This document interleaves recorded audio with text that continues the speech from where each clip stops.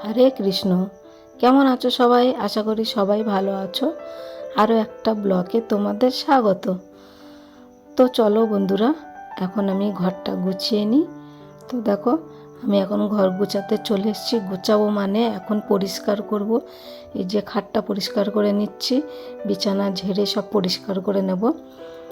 নিয়ে সংসারে তো আরও কাজ আছে, তোমরা তো জেনেই থাকবে। তো বাড়ির বউ মানে সব কিছু কাজই করতে হবে। আর শীতকালে সবাই কেমন আছো অবশ্যই আমাকে কমেন্টে জানিও।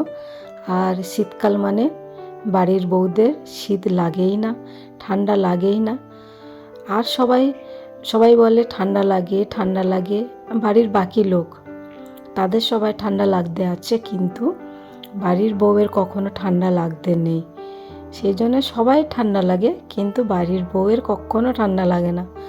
সে সব কিছু কাজ করতে থাকে, কিন্তু তার কোনো ঠান্ডাই নেই। সেই শীতের সময় কনকনে শীতে সেই সকাল থেকে শুরু করে সেই রাত পর্যন্ত সংসারের কাজ করেই যায়, কিন্তু সে কোনোদিন একটুও রেস্ট পায় না। তার কাজের ফাঁকে সে টাইম বার করে নিয়ে রেস্ট করে। কিন্তু বাড়ির বউদের তো এগুলোই হয় না, যে ঠান্ডা লাগছে বলে চুপচাপ থাকবো ঘরে বসে। আবার কেউ কেউ তো আছে 2 দিন 3 দিন স্নান করছে না, কিন্তু বাড়ির বউ মানে তার তো স্নান করতেই হবে। স্নান না করলে কি করে সংসারের কাজগুলো করবে কিভাবে? তার পুজো দিতে হবে, তার সংসারের কাজ আছে। বাড়ির একটা বউ সে যদি না স্নান করবে, তখন মানুষ খারাপ বলবে, তখন বলবে ইস কি নোংরা বউ। সত্যি কি না বলো? তোমরা কমেন্টে আমাকে জানিও। আর সত্যি তো, এটা আমারও নিজেরও খারাপ লাগে স্নান না করলে।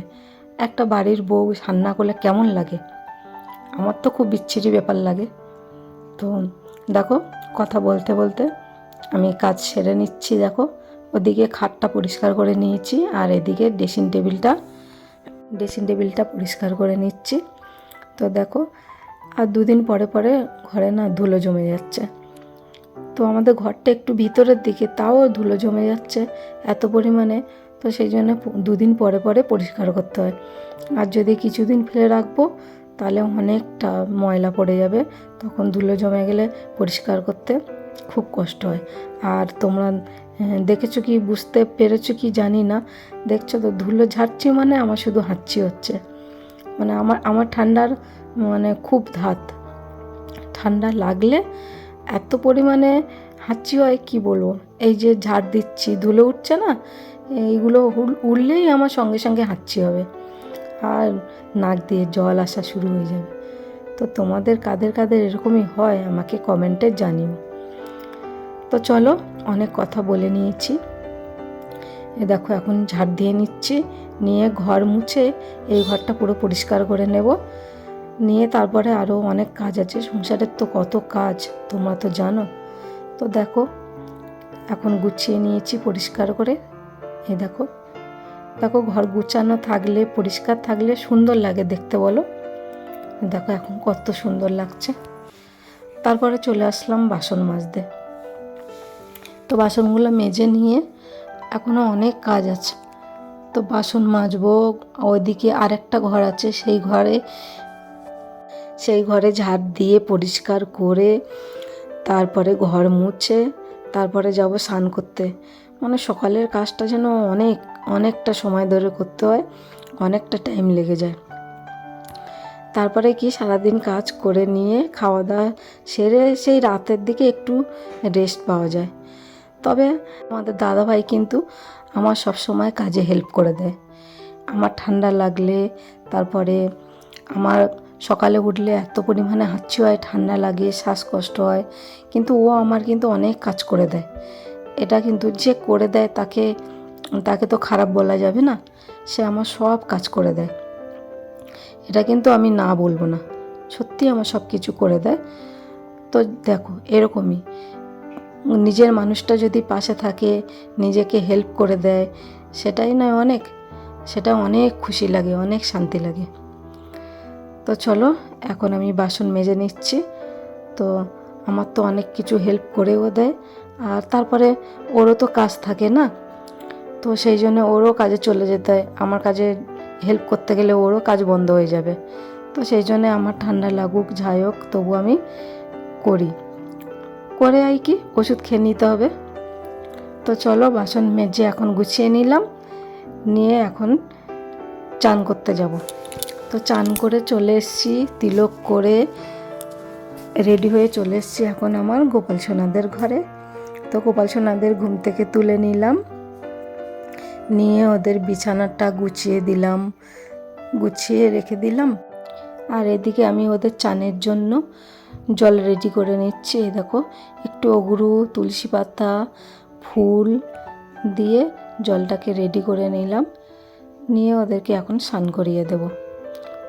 তো দেখো ওদের দুজনকে এখন বসিয়ে দিলাম, দিয়ে স্নান করিয়ে দেব। তো দেখো স্নান করিয়ে, এই দেখো স্নান করিয়ে দিচ্ছি, দিয়ে ওদের ভালো করে মুছিয়ে জামা কাপড় পরিয়ে তারপরে ওদের আরতি করে ভোগ লাগিয়ে তারপর আমি রান্নাবান্না করতে যাব।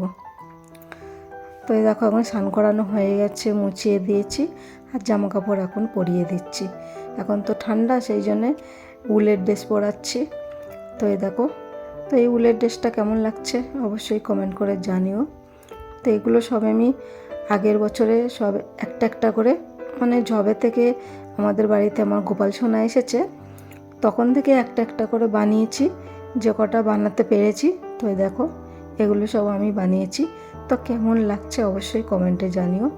দেখো এখন ওদের আমি রেডি করে বসিয়ে দিয়েছি, আরতি হয়ে গেছে, ভোগ লাগানো হয়ে গেছে, সব হয়ে গেছে, তোমার দর্শন করিয়ে দিলাম। তো তারপরে আমি চলে এসেছি দেখো রান্নার দিকে। তো সবজিগুলো তো কেটে নিয়েছি, নিয়ে এখন দেখো এই যে ফুলকপিটা ভাজা করে নিলাম, ফুলকপিটা ভেজে রেখে দিচ্ছি, এখন নামিয়ে নিলাম। নিয়ে তারপরে কড়াইতে দেখো তেল দিয়ে দিচ্ছি, তেজপাতা, তারপরে 5 ফোড়ন দিয়ে এই দেখো আলুগুলো দিয়ে ভাজা ভাজা করে নিলাম। নিয়ে লঙ্কার গুঁড়ো, হলুদ গুঁড়ো, লবণ দিয়ে ভালো করে একটু কষিয়ে নেব, নিয়ে জল দিয়ে দেবো। তো এই দেখো ভালো করে কষিয়ে নিলাম, টমেটো দিয়েছি, কষিয়ে নিয়ে এখন জল দিয়ে দিয়েছি, দিয়ে এখন ঢাকা দিয়ে দেব। আলুটা যখন সিদ্ধ হয়ে যাবে তখন ওর মধ্যে মটরশুঁটি দিয়ে দেব আর ফুলকপি ভাজাগুলো দিয়ে দেব। তো এই দেখো আলুটা একটু সিদ্ধ হয়ে গেছে, তাই যে দিয়ে দিলাম ফুলকপি আর মটরশুঁটি দিয়ে দিলাম। তো দিয়ে এখন একটু গরম মশলা দেব, গরম মশলা, ভাজা জিরে গুঁড়ো দিয়ে না আমি ঢাকা দিয়ে রেখে দেবো, হয়ে গেলে এটাকে নামিয়ে নেব। তো দেখো এখন ঢাকা দিয়ে দিলাম, তারপরে দেখো হয়ে গেছে ওই সবজিটা, আমি নামিয়ে রেখে দিয়েছি। তারপরে আবার কড়াইটা ধুয়ে বসিয়ে দিলাম, দিয়ে এখন বিটকপিটা ভাজা করে নিলাম। তো বিটকপি ভাজা হয়ে গেছে, সব রেডি করে নিয়ে চলে এসেছি এখন গোপালের ভোগ লাগাবো, সেই জন্যে থালাটা রেডি করতে।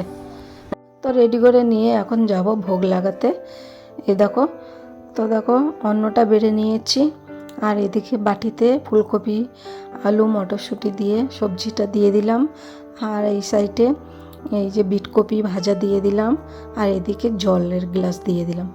তো দিয়ে এখন চলে এসেছি দেখো ভোগ লাগিয়ে দিয়েছি। তোমরা প্রসাদ দর্শন করে নাও, আর কেমন লাগলো কমেন্টে জানিও, ভালো লাগলে লাইক কমেন্ট শেয়ার করে দিও।